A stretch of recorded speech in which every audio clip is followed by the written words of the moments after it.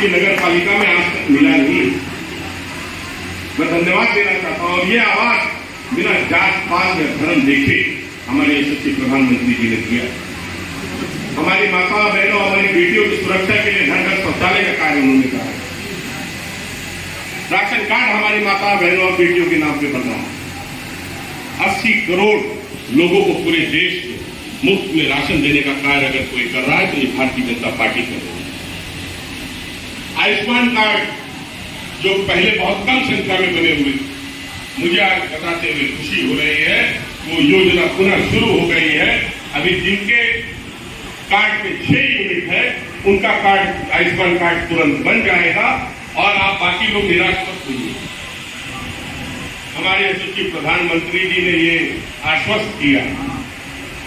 कि किसी का भी आयुष्मान कार्ड नहीं रुकेगा। पहले अभी 6 यूनिट वालों का बनेगा, फिर 4, फिर 2, फिर 1 यूनिट वाला भी अगर कोई रहेगा तो उसका आयुष्मान कार्ड जरूर बनेगा। उसको 5 लाख रुपए, 5 लाख रुपए उसको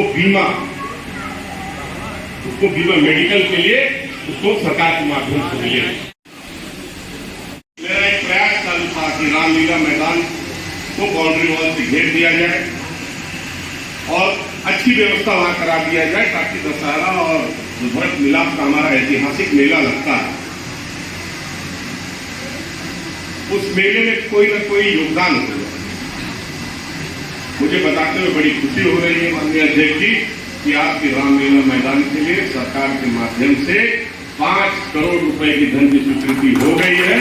बहुत जल्द उसका टेंडर और उसका कार्य शुरू हो जाएगा। हम लोग विकास की राजनीति करना जानते हैं। मैं अपना आदर्श अगर मैं मानता हूं तो मैं हमारे यशस्वी प्रधानमंत्री नरेंद्र मोदी जी को मानता हूं, हमारे यशस्वी मुख्यमंत्री योगी आदित्यनाथ जी को मानता हूं, जो आज भी हमारे यशस्वी प्रधानमंत्री जी को 9.5 साल का कार्यकाल हो गया, लेकिन 9.5 साल के कार्यकाल में हमारे यशस्वी प्रधानमंत्री जी ने एक दिन की भी छुट्टी आज तक नहीं दी। यही हाल हमारे यशस्वी मुख्यमंत्री जी का भी। निरंतर प्रदेश को नई ऊंचाई पे ले जाने के लिए निरंतर वो संघर्ष करते रहते। पुनः हमारी काफी यही माताएं पहले बैठती। मैं आपको बताना चाहता हूं कि ये सरकार निरंतर महिला सशक्तिकरण के लिए ही कार्य कर रही है। मुझे बताते हुए खुशी हो रही है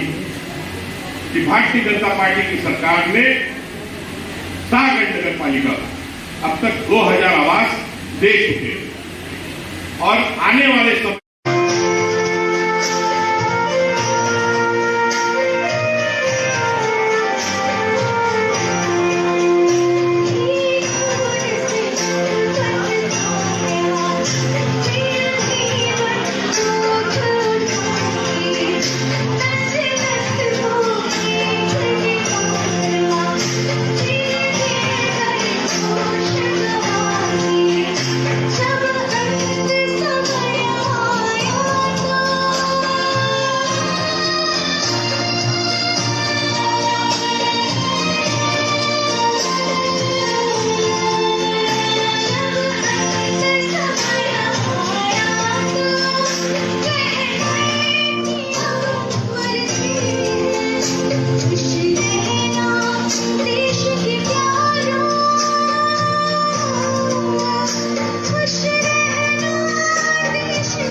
कार्यक्रम के समापन के अवसर पर आज के कार्यक्रम में मुख्य अतिथि के रूप में हमारे बीच में उपस्थित शाहगंज के लोकप्रिय विधायक श्री रमेश सिंह जी, कार्यक्रम की अध्यक्षता कर रहे शाहगंज नगर पालिका के पूर्व अध्यक्ष श्री ओम प्रकाश जायसवाल जी, विशिष्ट अतिथि के रूप में नगर पालिका परिषद की पूर्व अध्यक्षा श्रीमती गीता जायसवाल जी, भारतीय जनता पार्टी की जिला मंत्री विजय लक्ष्मी जी, खेता सराय से हमारे अतिथि के रूप में आए रुपेश गुप्ता जी और शाहगंज विधानसभा के वरिष्ठ नेता श्रीमान बेचन सिंह जी, हमारे इस कार्यक्रम के नोडल अधिकारी के रूप में उपस्थित मंच पर आसीन श्रीमान तहसीलदार महोदय, ईओ साहब और सागर नगर पालिका के पूर्व वाइस चेयरमैन श्रीमान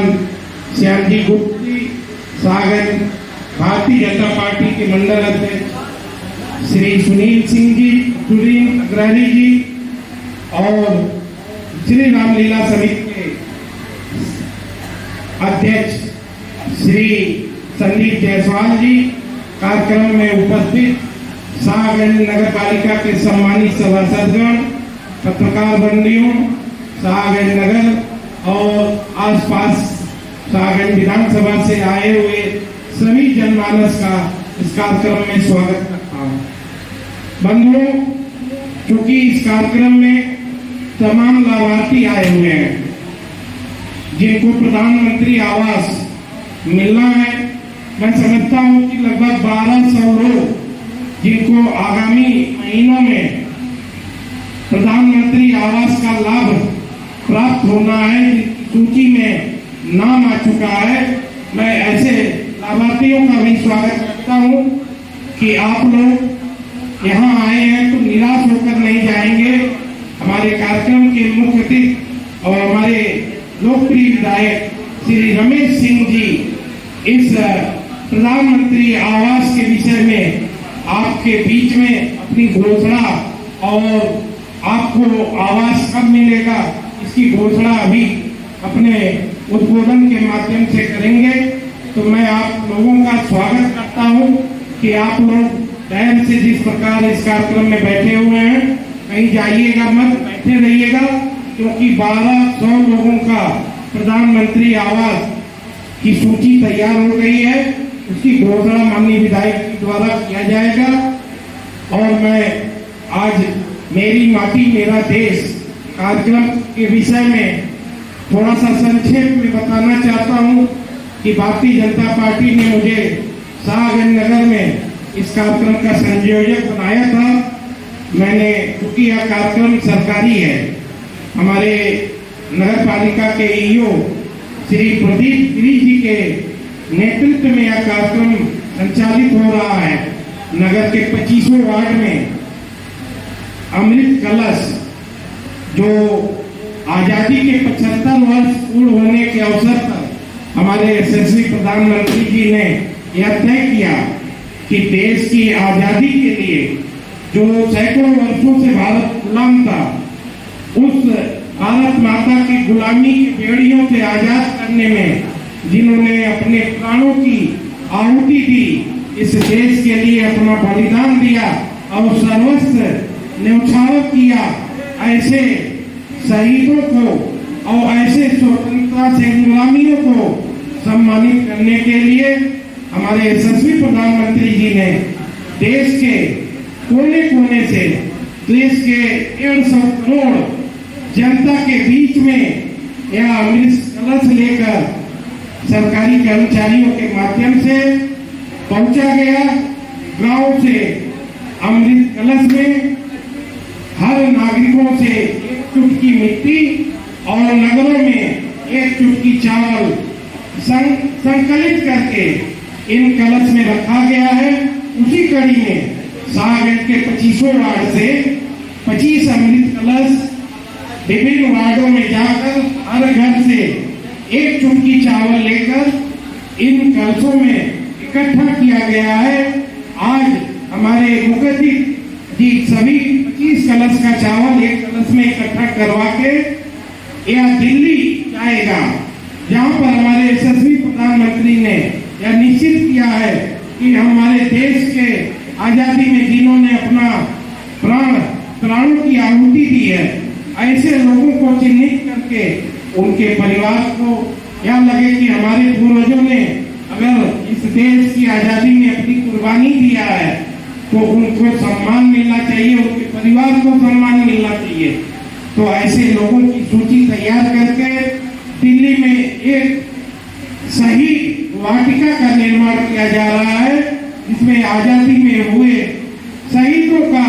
नाम वहां शिलापट में लिखा जाएगा। जब उस परिवार का कोई भी सदस्य जाएगा तो खोजेगा तो निश्चित रूप से उस